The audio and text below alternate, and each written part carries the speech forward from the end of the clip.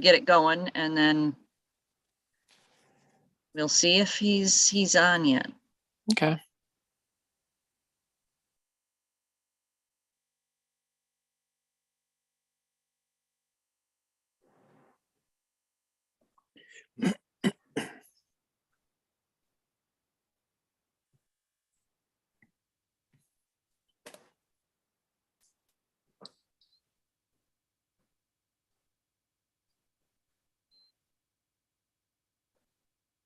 Here he comes. Perfect.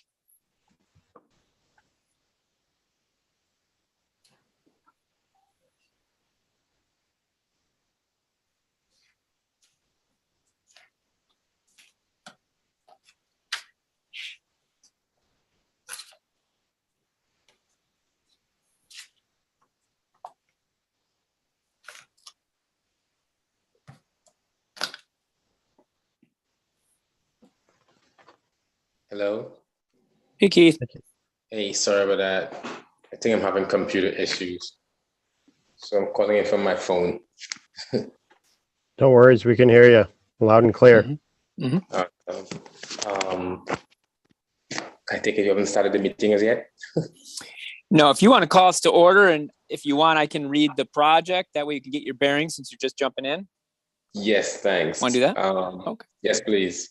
It is now 6:35. I want to call the meeting to order. Do we have our guest on? Think so. Yep. Want me to go ahead and review the read the project to be reviewed, Keith? Yes, please. Yeah, I think this is one that we've seen before. Yeah, I think so. So Valentine Meadows at 7241 Valentine Road. Owner is Comark Holdings. Applicant is requesting approval for a clustered subdivision of a 28.6 acre parcel into 8 individual lots ranging in size from 1.5 acres to 5.87 acres. Property is currently divided by Valentine Road with an existing house on the south side of Valentine and an existing barn structure on the north side of Valentine Road. This is the third step in the 3-step process for a major subdivision. The preliminary plan was acknowledged complete on March 22nd of 2022. And to your point, Keith, I believe most of us did a site walk there, I don't know, a few weeks ago, a month ago, maybe. Yeah. Yep. So I think the purpose of this meeting, I think, is to sort of review what we'll be accepting as the easement that they want to propose. Is that correct? That's my understanding of why they're coming back again as part of this three-step process.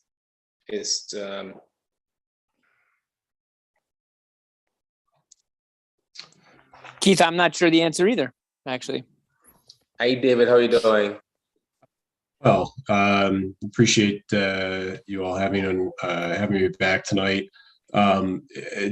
My understanding, and I could be wrong, is that in each of the 3 steps, we need to come back in front of the Conservation Board. But we have the project has not really modified too much. Just for a brief update, there is some sightline adjustments we are making with the tree lines on the south side of Valentine Road to improve distance and timing for both the driveways, entering the 4 lots on the beyond the east end of the property, as well as on the south side. It's also that area shaded in red is where we're proposing some removal of trees and some light grading that will bring visibility, not only for the driveways, but also for, this curve is, the residents in that area are pretty concerned about it. And this is going to improve that sight line, both for those driveways and for all the traffic on the road here. So, we are proposing an easement for the town to maintain that brush clearing and maintenance of that area, so it doesn't get overgrown in the future. And I think that's really the majority of the changes to this project since we walked it probably close to 2 months ago now. So which one of the easements, are you just saying it's an easement for the town to manage, or was it one of the easements that you were looking at? Because there are 3 different easements we have inside the project for consideration. If you're talking about the conservation easement, we are, the gray shaded areas are the conservation easement areas that we are going with the middle of the road, the conservation easement. So no structures, but would be able to maintain some of the areas within the wooded area. It's not the most aggressive, but this does conserve over 50% of the project, as well as that streamlined buffer on the north side of the project there. Okay. Excuse me, where possible, we did outline and improve more straightening of the easements as was requested, and we will pin those areas with the markers once we have final.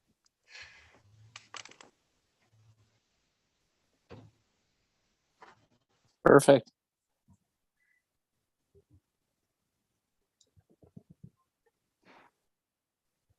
Does anyone have any questions regarding the modifications that were made to the project? On my end.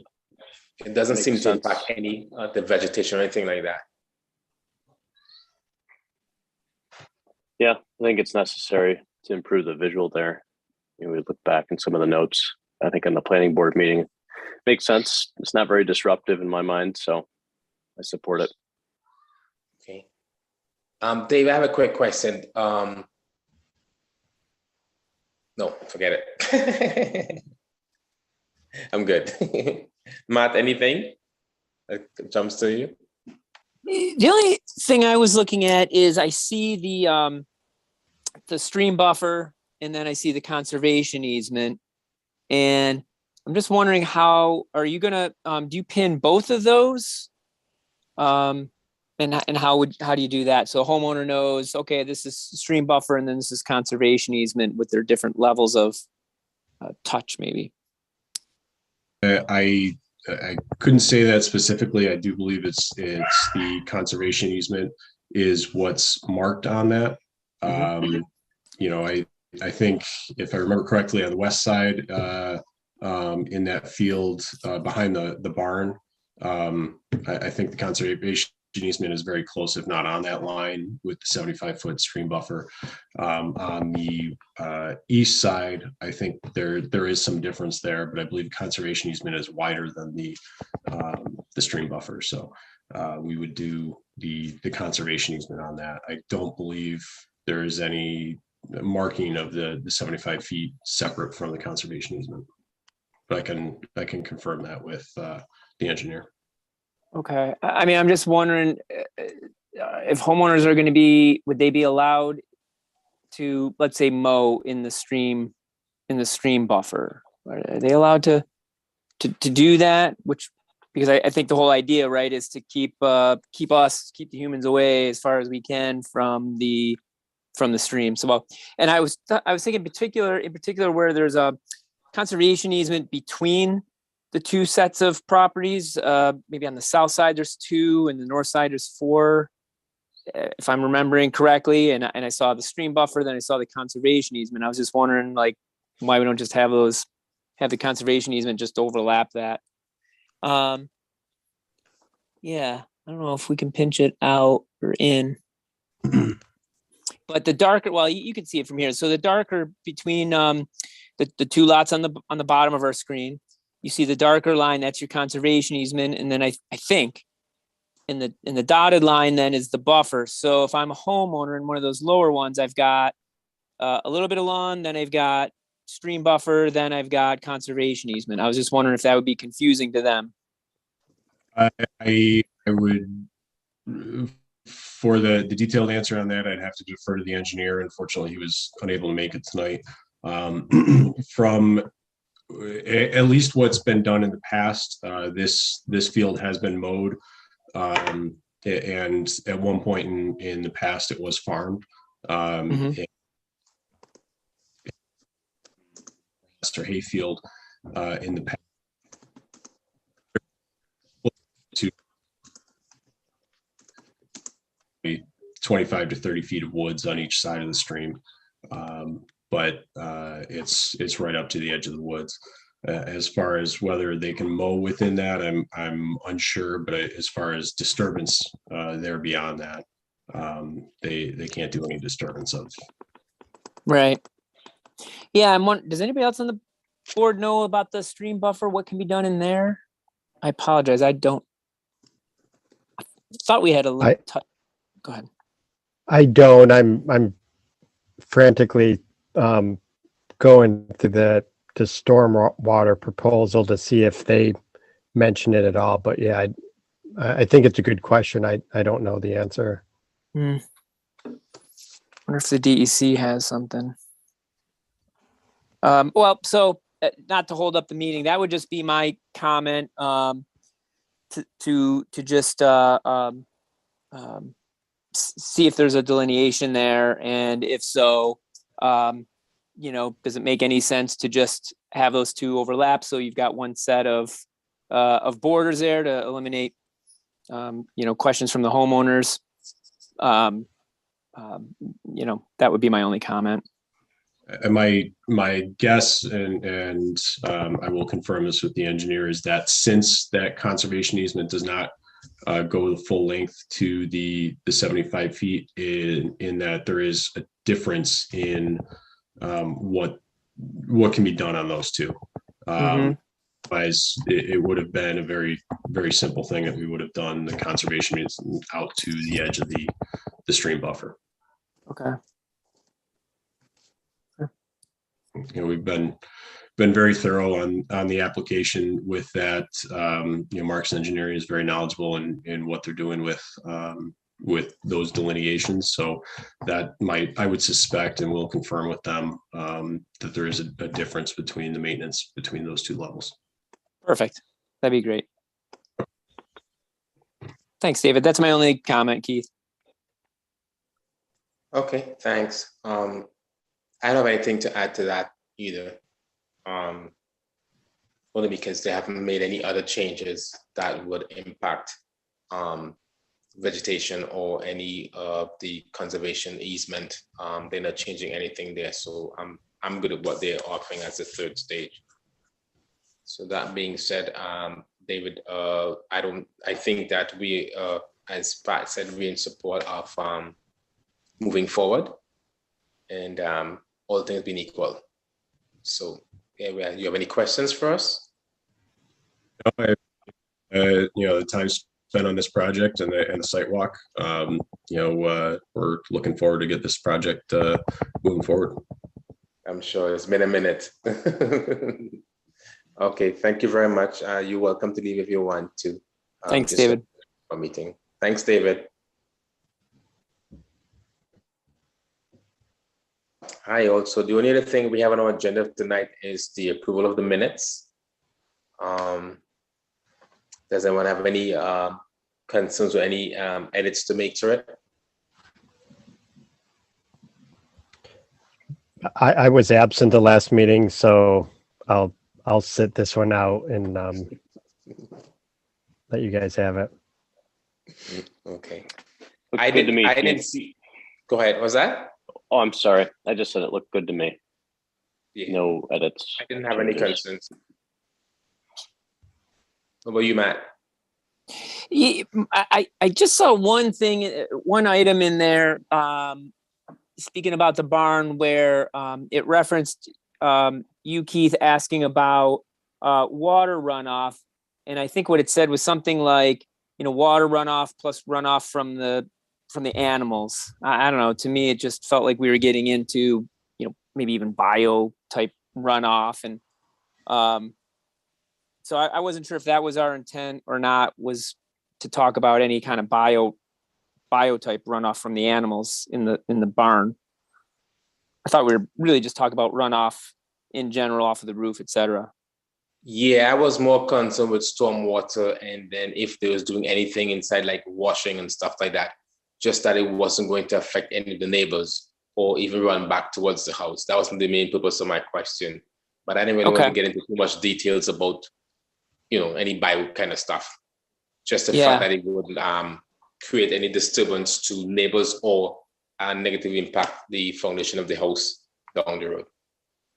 Yeah, that's what I thought as well. That's what I thought the intent of was with your question. Maybe we could kind of strike the animal part. Let me see if I can just real quick pull it up. Okay. April, here they are. I promise I'll read it quick. I don't want to hold folks up here, but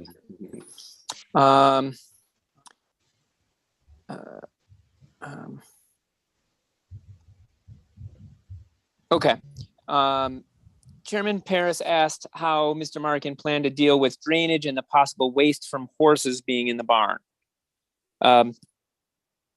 Markin stated to be a pipe running from the barn headed behind the house, where there's currently a downhill slope. So the way I read this, it says, water and horse waste is going to just run down the hill. I don't know that that's necessarily how we want it to read, or our intent. So I'd rather kind of strike the horse part or animal part myself, because I don't know that's in our purview to discuss that piece. No, I don't. I think that's back to the planning board. So actually I didn't pick up on that, but it's a good point. So we basically want to say that all runoffs from the building will just be downhill and leave it at that. I think that makes sense as well. Once you start introducing those other components, then you need to have some follow through, and that's not the intent of that's not within our jurisdiction. We don't want to get into that. Agreed. But with Unless those you're- edits, I like the minutes. Okay, so you want to make a change. Does everyone agree with the change, the recommendation of the change?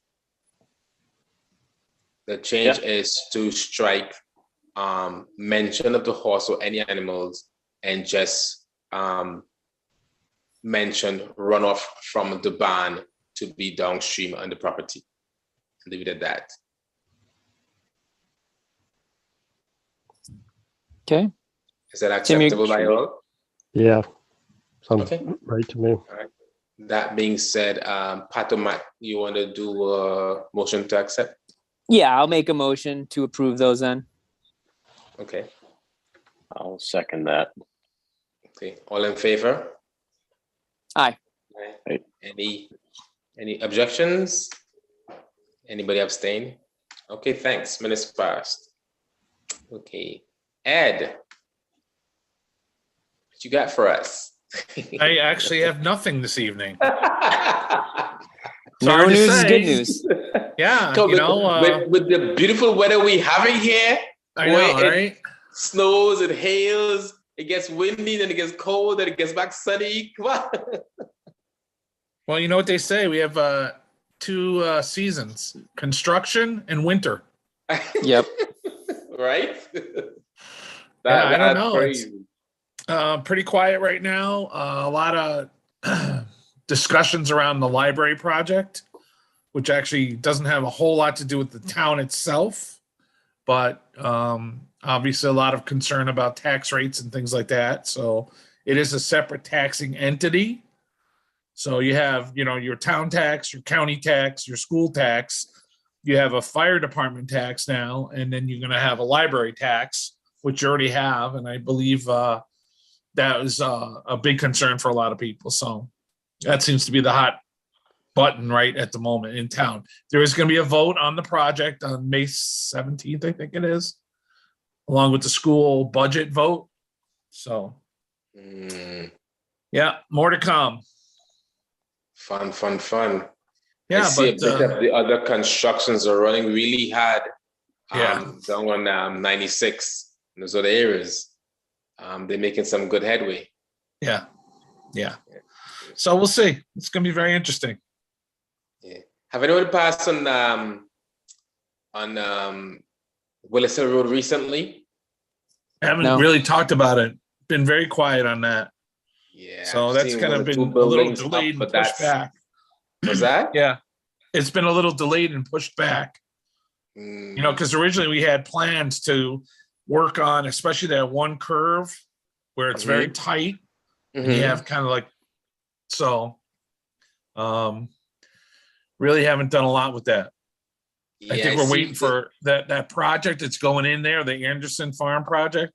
Uh-huh. I think we're waiting for that to kind of come to more fruition. It's already underway. They're moving some dirt, so things are happening, but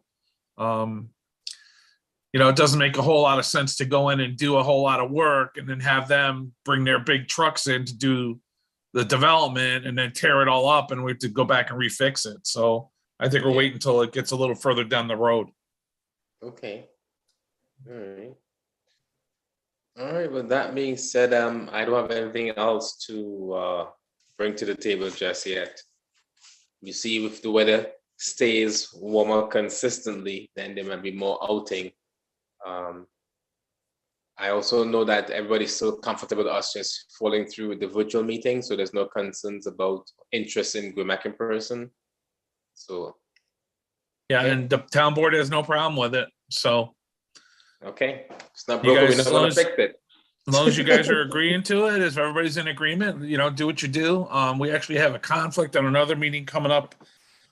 I think it's in June where one of the other boards, I think it actually is planning board is planning on doing a Zoom meeting because the facility isn't available. So it's nice to have that option. And I think it's great to have the YouTube part of it where people can go back in if they're even not available like tonight to watch as it's happening live, then all those meetings then are available to be viewed later.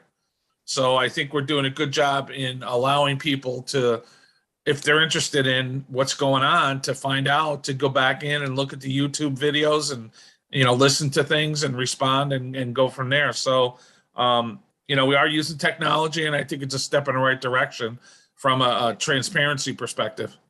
Yeah, Agreed. okay. I agree.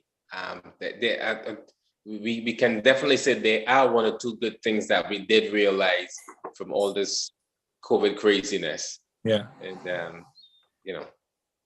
unfortunately had to come to this. All right, with that being said, if no one else has anything to offer, can I get a motion to end the meeting? Okay. No one spoke up. Yep. I'll make a motion. We end the meeting. We adjourn the meeting. All right, there was someone I'll second that. There you go, Okay, Tim. thanks. All in favor? Aye. Hi. Anybody opposed?